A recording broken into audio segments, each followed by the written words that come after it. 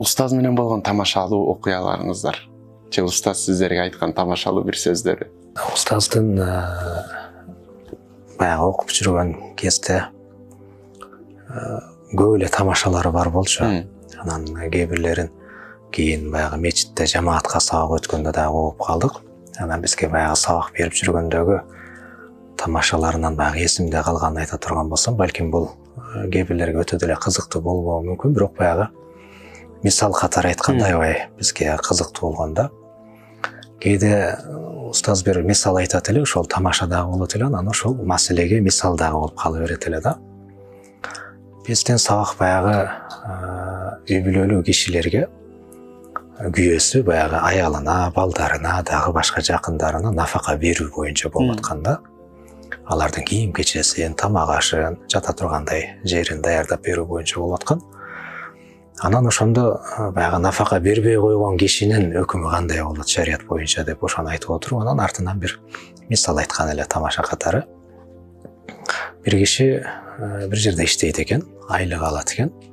Анан айлык алып баягы айлыгын үй бүлөсүнө коротпостон дайыма өзү коротуп кое берет экен да. Базарга барып эле өзү жакшы көргөн бир чайкананын, ашкананын мантысы бар экен.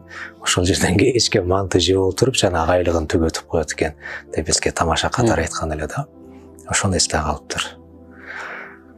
Жа бир сабагында да айтат го. Сен өзүң дырдайып эмеден чайканадан тоюп барасың. Аялың бети куп-куп, ошол үчүн ийиңе алып бар деп. Ооба.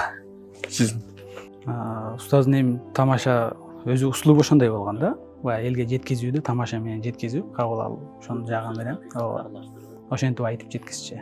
Анан андай эмелер көп эми баягы видеолорунда көрүп жүрөм. Бизге эсте калган ошо биздеги сабакка байланыштуу эле да.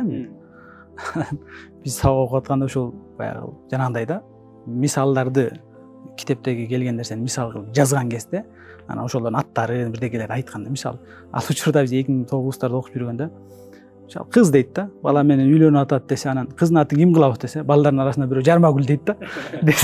Устаз Жармагүл деп жазып коет. Биз кыз күлөбүз анан.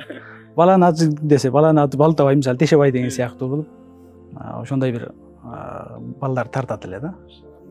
Кызыктырып окууга. Анан устаздан ал баланын айткан нерсесин кабыл алып, ал жака жазып, анан ошол учурда бир кызык да. Андан тышкары эми устаздын кызыктуу эмелер көп. Айтсак, элдин көпчүлүгү эле билет. Сиздин устаз эми өзгөчөлүгү ошол болчу да, элге тамаша иретинде айткан маселеси бир ичинде чоң сабак камтылган, акыйкат камтылган. Устаз өзү айткандай, кээде айла жок күлөсүң дейт го. Эми өзү күлө албайсың ал ишке дейт, бирок айла жок күлөсүң дейт да. Ошол сыяктуу устаздын тамашалары бүт ошондой болчу. Өзү айткандай, чоң устаздын баягы сабагына барган элдер чоң ажын сабагына барып күлүп келейли деп келет экен адамдар депчи.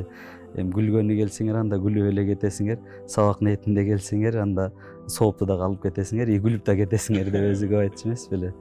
А киши ушул жагынан аябай таланттуу болгон. Сиздин эсте калган? Биздин эми эсте калган азырынча устаз бизди күлдүргөнүн эстей албай атам, бирок биз бир эки сөздөрдү айтып устазды күлдүрчү элек да. Бир ушундай окуя болуп калды, сабакта отурганбыз, анан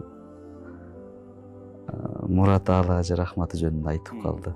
А киши балбан болгон, улак тарткан депчи. Улак сүннөт да деп, ат минген сүннөт да депчи. Анан мен айтып атам да, устаз Мурат Аала Ажы рахмат анда сүннөт деле тирилтип жүргөн экен да десем, аябай күлчү эле дейсиң. Ооба деп калчу. Мен дагы бирөөнү кошумчалап коеюнчу. Биз окуп жүргөн учурда баягы айтпадыкпы, муфтиятта дагы иштечү, фатва бөлүмүндө деп. Анан ошол муфтият баягы Гоголя көчөсүндө жайгашкан го. Ошол муфтиятка карама каршы турган жолдун бул жак бетинде бир дүкөн бар болчу да. Дүкөндүн бар экендигин билет элек, бирок дүкөндүн ичинде ким иштейт экенин билбейт болчубуз да. Анан дүкөндө баягы молочный деп коет го, сүт азыктарын сатат болчу. Сүт, айран, ошо быштак ошого окшогон. Анан ошол жерде бир орус аял иштейт экен. Анан ошону бир жолу күлдүргөнү эсимде калыптыр да, кирип туруп, могул жердеги аялды билесиңерби, орус аялды дейт да, ошону байкачу экен. Биз дайыма келебиз, ошол жерден өтөбүз. Бирок ал жерде ким иштейт экенин билчү эмес экен элек да. Анан ошол орус аялды айтып атат, аябай мындай толук аял болчу экен да, семиз. Ошону мындай бир туруп көргөзүп берген эле да. Ошол дүкөнү да кичине болчу, чоң эмес болчу, бир 1,5 метр же бир ушундай кичинекей эле болчу да. Анан киргенде соода кылганда ошол орус аяль баягы чоң болгондуктан кирет бүттү дейт да. Кыймыл ушинтип соода кылат деп түшүндүрүп берген эле да. Мынтип алып берип депчи. Ошол эсте калыптыр. Машалла. Баягы байкоосу да күчтүү болчу да. Кыракылы. Кайсы жерде эмне бар, кыракылыгы. Азырдан айтса эстеп кеттим. Ошол эле баягы фото бөлүм баягы эле. 15 кабинет сабакта отурабыз, бирөө маселе сурап келип калды. Анан аял жөнүндө арызданып айтып калды.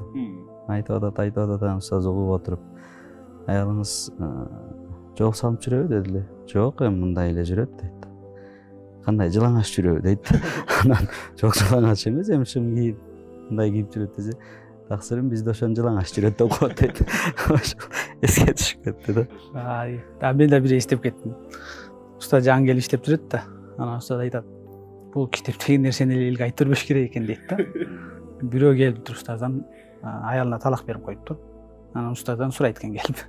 Сураса устаз маселесин териштирип туруп, аялыңа бир талак түшүптүр деп жазып берет дагы. Анан эми сенде дагы 2 талак берген укугуң бар деп жазып. Жаңы иштеп жүргөн кезде. Ал барып турду, үйүнө барып, менде дагы 2 укугум бар экен деп дагы 2 талак берип деп. Аялда дагы менде да 2 дагы чуага айткан 2 укугум бар деп турду, 2 талак берип таштап. Болду жеме.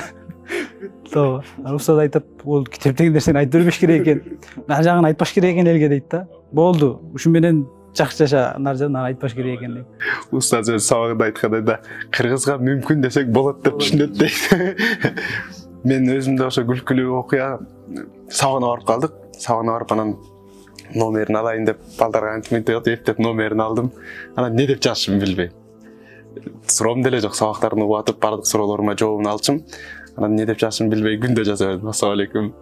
Устаз сабак болуп атса ооба деп бир жооп берди, экинчи жолу жооп берди, үчүнчү жолу анан дагы бир жолу жазсам урушту. Эми сиз дайыма эле ушинтип сурай бересиз, сабак болот, келе бериңиз деди. Анан ошондо устаз өзү экенин билдим да. Ойлоп аттым эле, устаз өзү эмес башка бирөө эле номерин берип койдубу депчи. Ошентип устаз урушкандан кийин анан устаз өзү экенине ишендим да. Урушканчыбы тамашалап.